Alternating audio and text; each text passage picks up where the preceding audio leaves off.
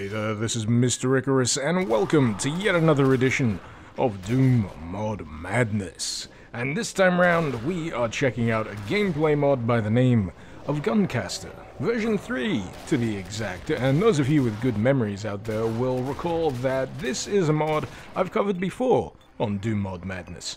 That said, it was back in 2015, so I think more than enough time has passed, and more than enough updates have been applied to this to necessitate another look at my favorite mod featuring an anthropomorphic gun-wielding dragon. For those of you completely new to Guncaster, you only have to bear two core concepts in mind. The first of which being very big guns doing very big booms whenever you pull the trigger, and the second being the ability for you to cast magic, hence the caster in Guncaster. Sounds pretty simple. But that's not the be-all and end-all of this particular mod, because beneath the big guns that go boom and the spells that you can inflict on your enemies, there's actually a quite robust upgrade and augmentation system, one that you have free access to from the word go. The only stipulation is you need to spend money to acquire said augments and upgrades, and as luck would have it, that money pours freely from the corpses of your enemies. So what exactly can you buy in the upgrade shop? Well, everything. I'm not joking either. I'm reasonably sure nearly every item that's available in Guncaster you can purchase through this. There's like 3 other circles here that you can scroll through to, and as long as you've got the coin, you can buy the thing. In this case, we've just decided to buy a low-level spell, and to be honest, at this early stage in the gameplay, you won't be relying on the spells too much. It's really the guns you'll be relying on to bring the noise, and oh boy, this weapon really does bring the noise. I can't believe I forgot about this shotgun. It should be a crime that I forgot about this shotgun, because this is quite possibly the greatest shotgun I have ever fired in any game. Ever. Did you see what it did to the enemies? Do you not see the difference between that and this? I feel bad for this minigun. It feels like a weed whacker in comparison to that shotgun. Don't get me wrong, I'm not saying that this is a bad weapon. I'm sure it would rip and tear through a crowd of enemies just fine, but if you had the choice, and you absolutely positively had to turn every enemy you came across into a bloody, pulpy mess on the floor, I'm pretty sure you wouldn't accept any substitutes. I'm pretty sure you'd whip out this bad boy and you'd say, "Oh hi, is that an archvile? Bloody mess on the floor. Revenant?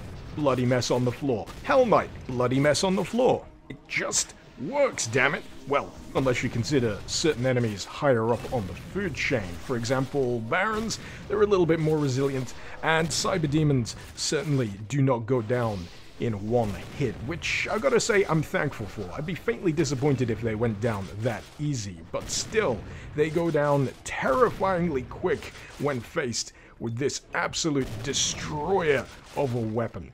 Oh, by the way, they drop loot boxes as well, a kind that I actually enjoy, the ones that give you a sense of pride and accomplishment for bringing down a big enemy and getting something nice in return. That is, unless it has an explosive trap inside of it, which you should really look out for, because that is most assuredly a thing. You may be wondering how any other weapon can possibly compete against this behemoth. Well, that is where the weapon upgrades come in. Conveniently, there's one right here for the weapon I've just picked up, the Matriarch, which turns it into a homing, drunk missile launcher, which is pretty goddamn cool.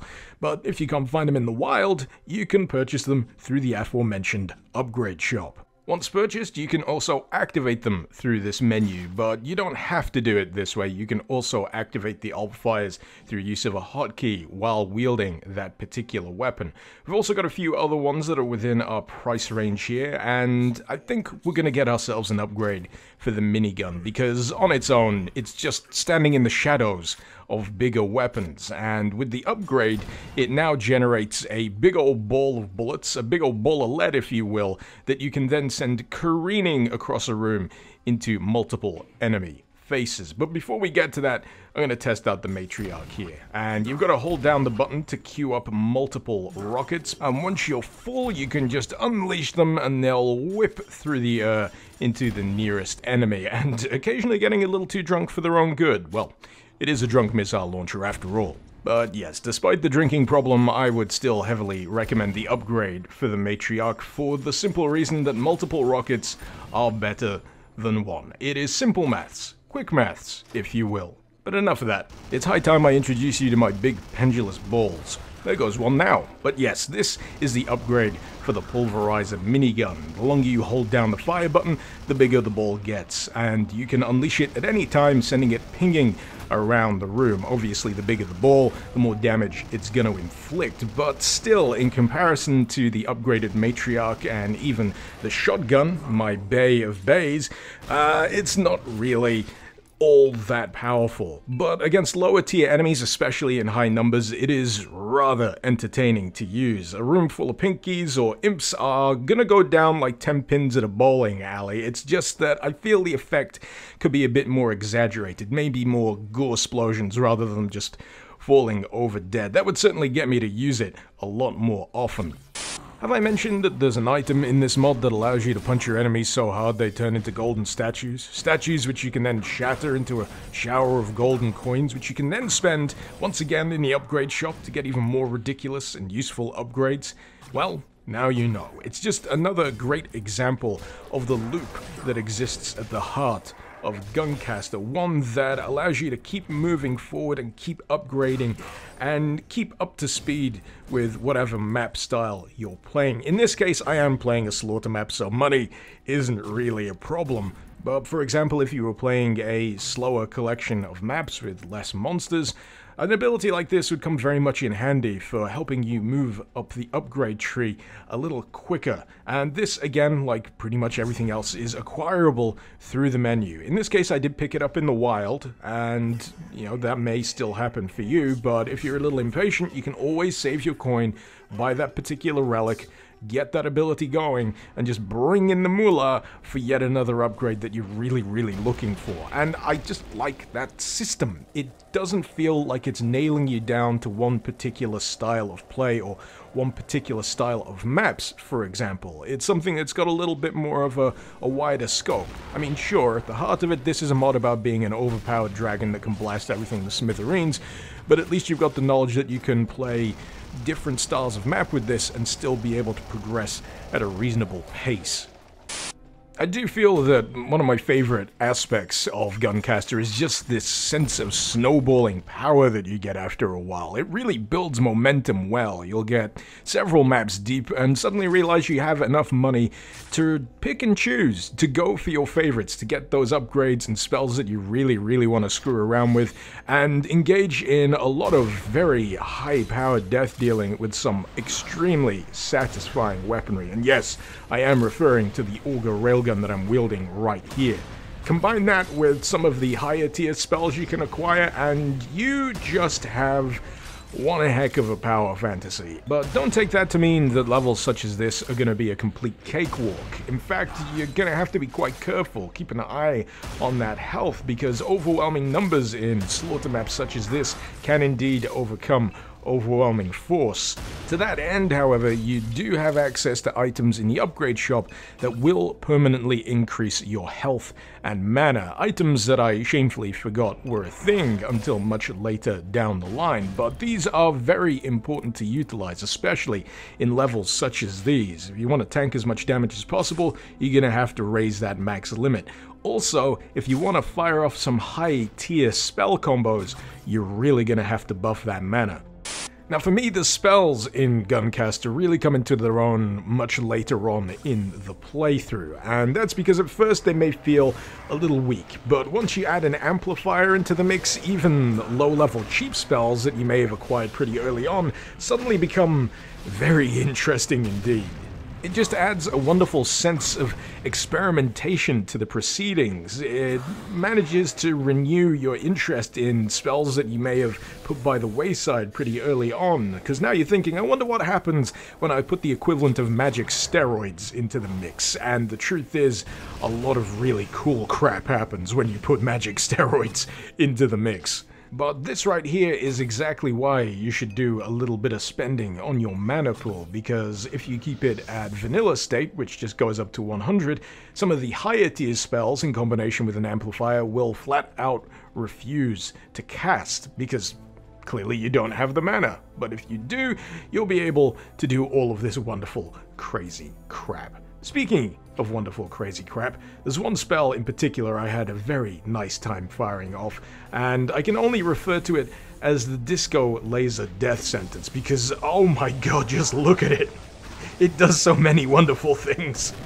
Not only does it emulsify some of your enemies, if you can focus the laser down on them, it will stun some of them as well, and even, much like one of the other spells, cause them to inflate and explode.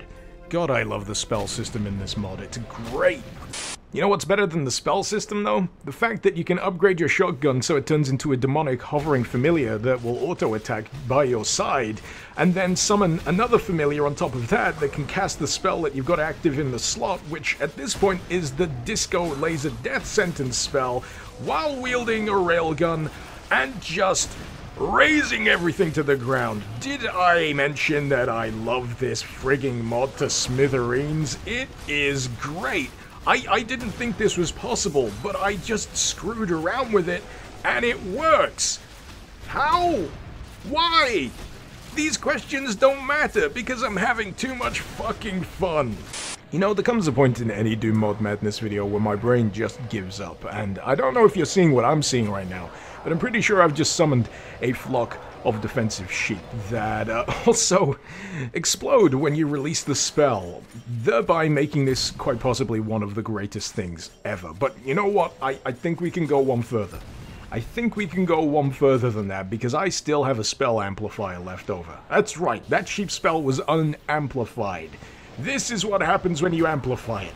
I'm pretty sure that sheep was wearing a cape and now explodes with a heck of a lot more force. I've still got mana, screw it, more sheep.